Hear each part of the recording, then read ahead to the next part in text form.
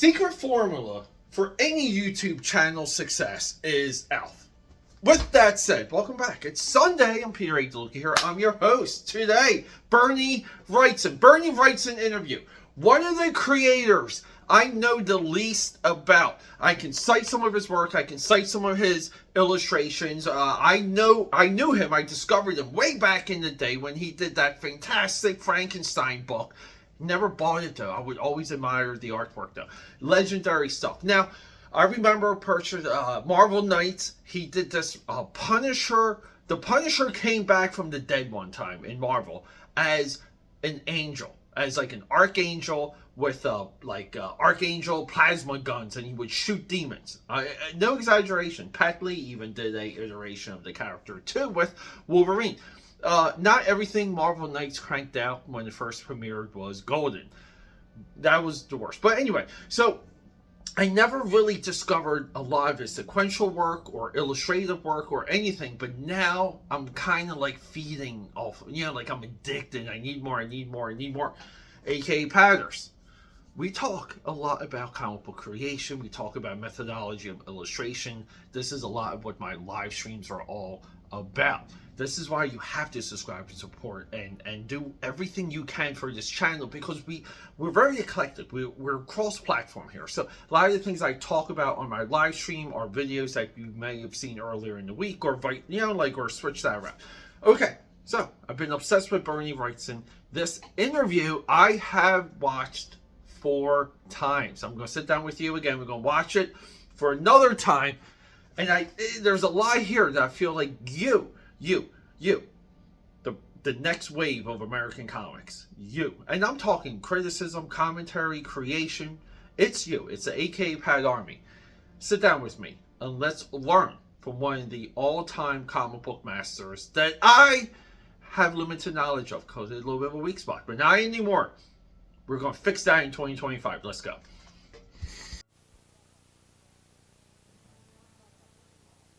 I want to talk about Bernie Wrightson. He's been called the master of the macabre.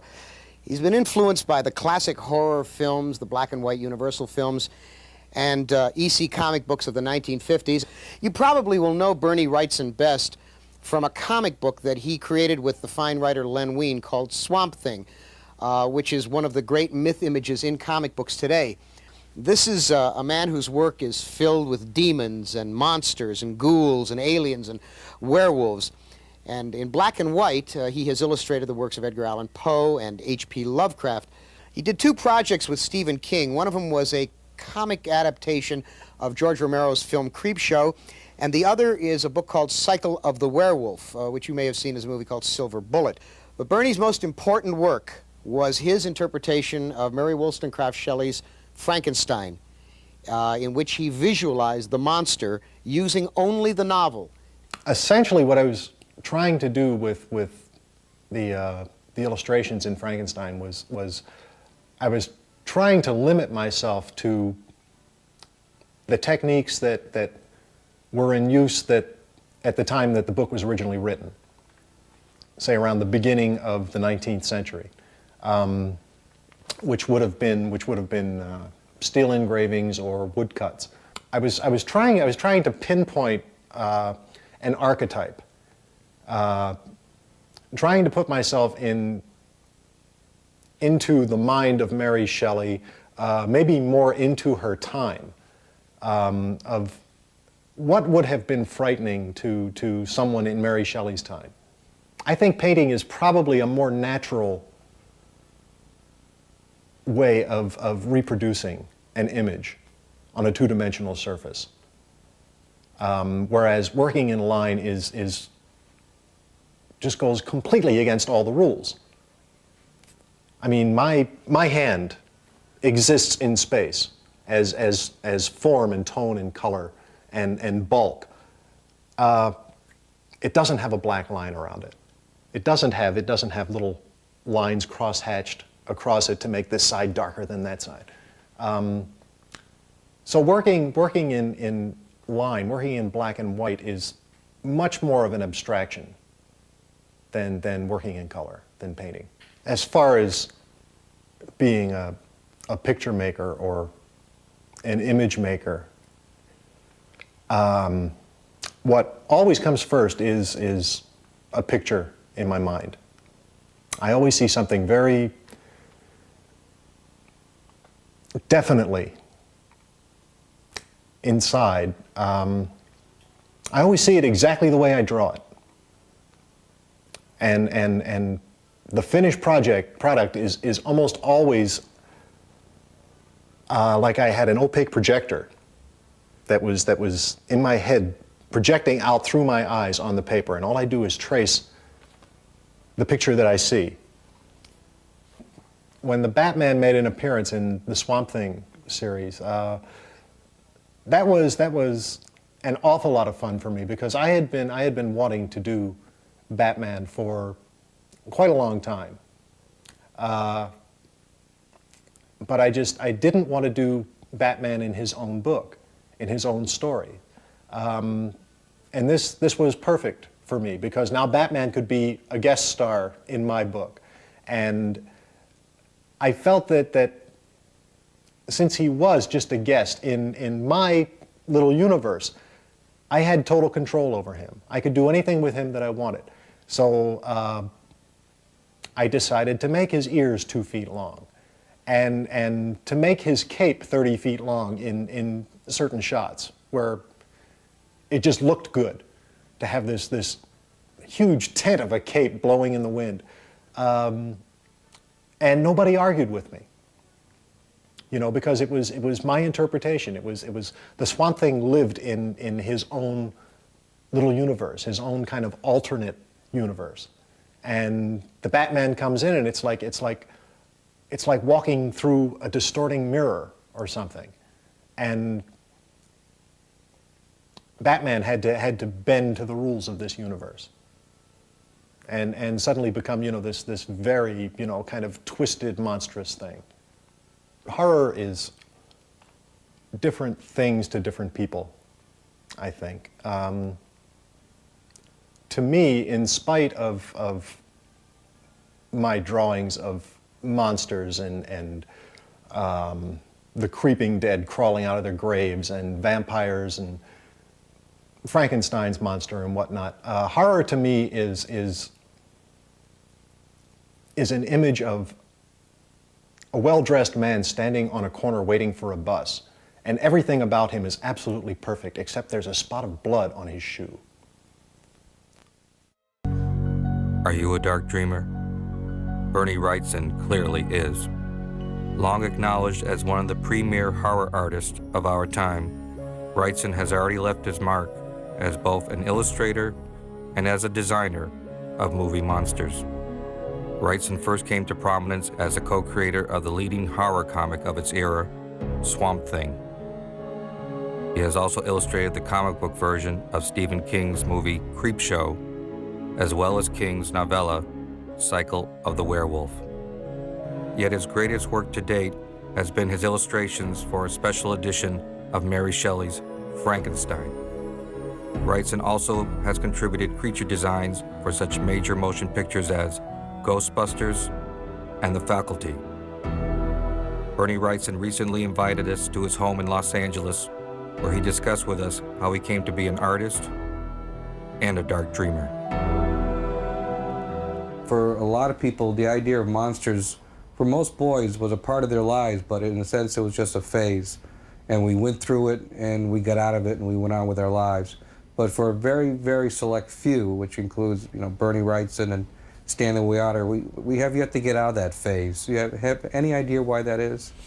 I just think that we're the lucky ones, that we never outgrew it. Sometimes I think your brain is like a kitchen wall.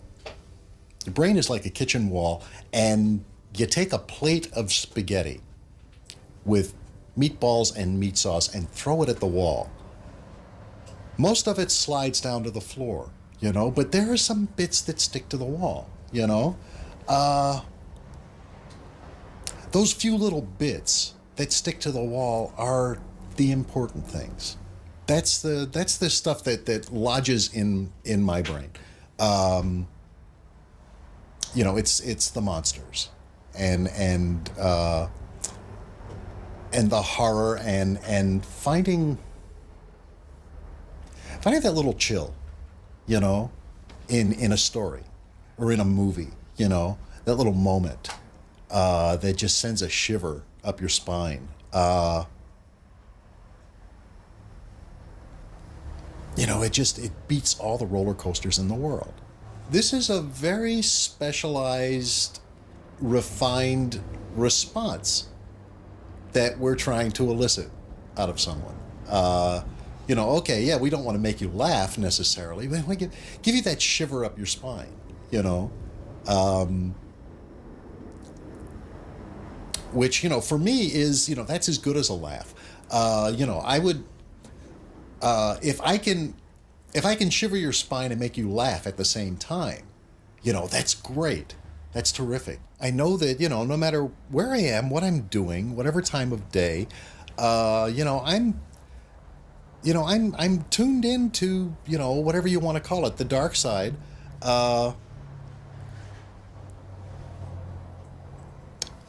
And, you know, something will occur to me, you know, out of a seemingly clear blue sky, you know, some idea for, you know, some you know, really delightfully horrible picture, you know, just kind of pop in there. It's, wow, is that cool or what?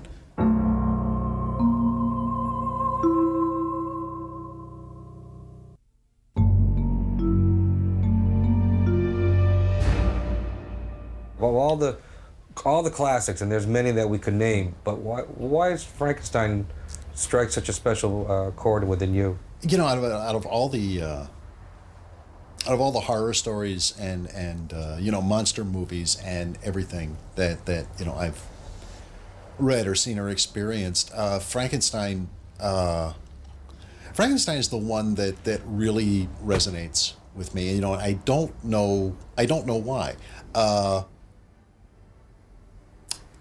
It made more of an impression on me than any of the other monsters. And I guess I've known since I was a kid, since I was about 15 years old, that I wanted to illustrate it. And that's gone through several changes over the years. You know, it's you know, I was originally going to do it as a comic book, you know, graphic novel. You know, had made a few runs at that, and it never went anywhere. And then finally decided, you know, I would do the illustrations for the book. And how long did that take? It took about 6 or 7 years to do it.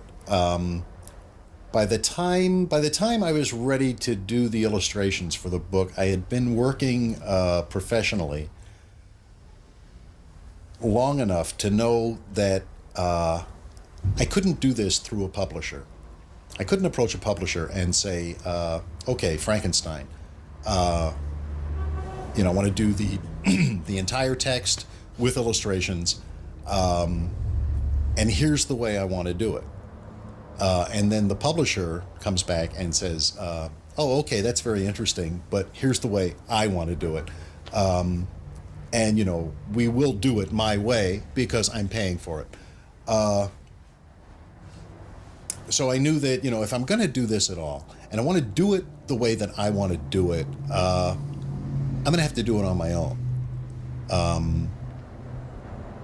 And that's what I did, essentially, was, you know, start to finish. Over the course of 6 or 7 years, I answered to no one but myself. I'm very proud of that fact. In the first place, I think the Frankenstein drawings, I think it's the best work I've ever done. Well, it was impressive enough to Stephen King to write an introduction. How did that come about? I think we had already spoken about doing Cycle of the Werewolf at the time. So we did know each other. So one night Stephen King called me. I'd never spoken to him on the phone, you know, so, you know, at first I thought it was a gag, you know, it's, oh, right, yeah, this is the Stephen King, yeah. Okay, he finally convinced me that it was really him. He was calling from Pittsburgh and told me, you know, I'm here with George Romero, right? The George Romero? You know, yeah, we're working on a movie, that, I wrote the screenplay for. It's this horror movie, creep show. It's an anthology. And we're going to come out with a comic book, at the same time the movie comes out. And it'll be a tie-in, and there'll be an actual comic book to go with the movie. And he asked, what are the chances of doing a full-color comic book, start to finish, in some ridiculous time, like 2 months? And, I told him, oh, hell, of course, piece of cake. Yeah. Yeah. In my sleep. Yeah, exactly. Because, Stephen King, George Romero, Wow. Yeah. So I went to Pittsburgh for a week and just kind of hung around the set. He said, the best way to get a feel for the tone of this is to come here and see what we're doing, and visit a movie set of a George Romero movie and hang out with Stephen King and Tom Savini. I don't know. I don't think I can fit in my schedule. So yeah, I was there in a heartbeat. I spent about a week, hanging out on the set and everything, and hanging out with Steve, which was a lot of fun. Anyway, at one point, Steve said, look, I really appreciate you, taking on this creep show thing. He said, this was my idea to, have an actual comic book, tie in with the movie and everything, and George thinks it's a great idea. And he said, you're really saving our butts here. He said, anything I can do for you, And I said, actually, I'm in the process of illustrating Frankenstein. How about if I'll send you some copies of the drawings that I've done so far, and look at those. If you could write me a little introduction for this, whatever you think is appropriate, whatever you want to do, however much you want to put into it, I said I'd be very appreciative, and let me have it for free, we'll call it even, and he said, okay, it's done. And that's basically how it came about, and, to this day, hey, Steve, when you see this, thank you. Any last comments you would like to make, Bernie? Well, Frankenstein is probably the best thing that I've ever done. And it was done 20 years ago. And I'll probably never do anything that good or that grand ever again in my life. And I don't feel bitter about it at all. I feel great, So it was 20 years ago. 20 years ago was my best moment ever. And I've got it here to look at and say, just damn it, this is the best thing I ever did. How many people can say that, about their best moment, I'm the luckiest guy in the world.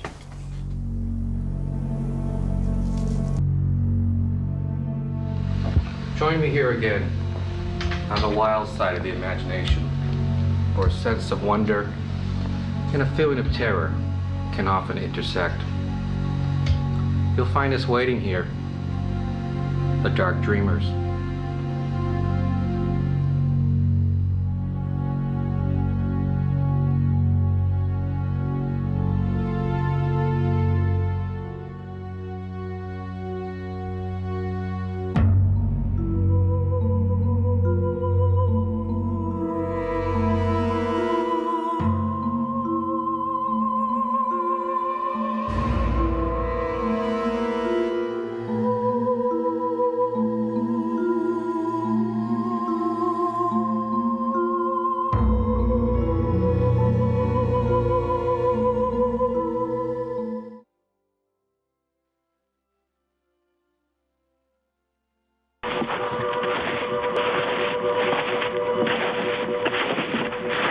Well, Bernie, I understand you worked on these illustrations for quite a long time.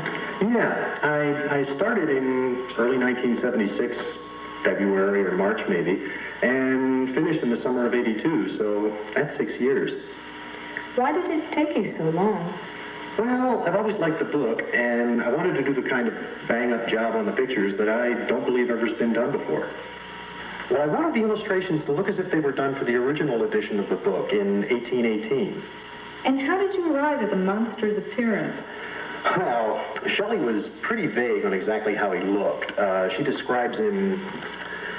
His yellow skin scarcely covered the work of muscles and arteries beneath. His hair was of a lustrous black and flowing, his teeth of a pearly whiteness. But these luxuriances only formed a more horrid contrast with his watery eyes, his shriveled complexion, and straight black lips. So, as you can see, that leaves it pretty open to interpretation. Yes, it certainly does. Thank you very much for that interview. Oh, not at all.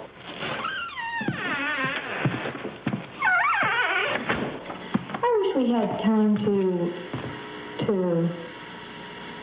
Bernie, why is it so dark? Dark?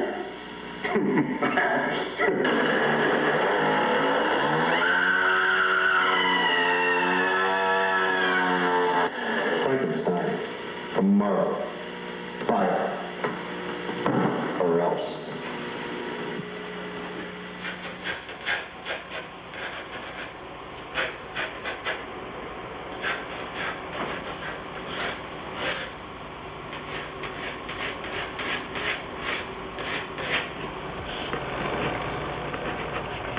My first exposure to Frankenstein, I'm sure, as with many other people, was through the movies, the Boris Karloff version, the Universal movies, and was very fascinated with that interpretation because, of course, I had never read the book, and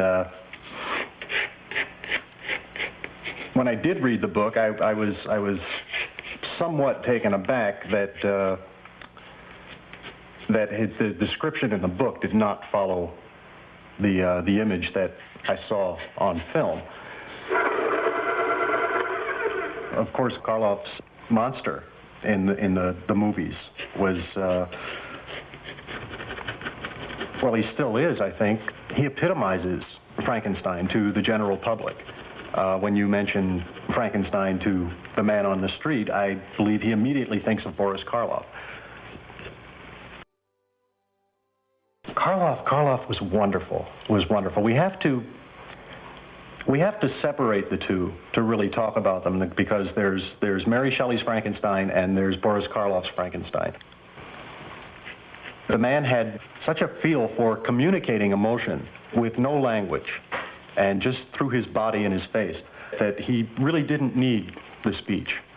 I mean, of course, he couldn't make the speeches that the monster makes in the book, but as I said, they're two different things. It's amazing. It's essentially a story of ideas. The first time I read it, it was somewhat of a letdown after seeing the movies.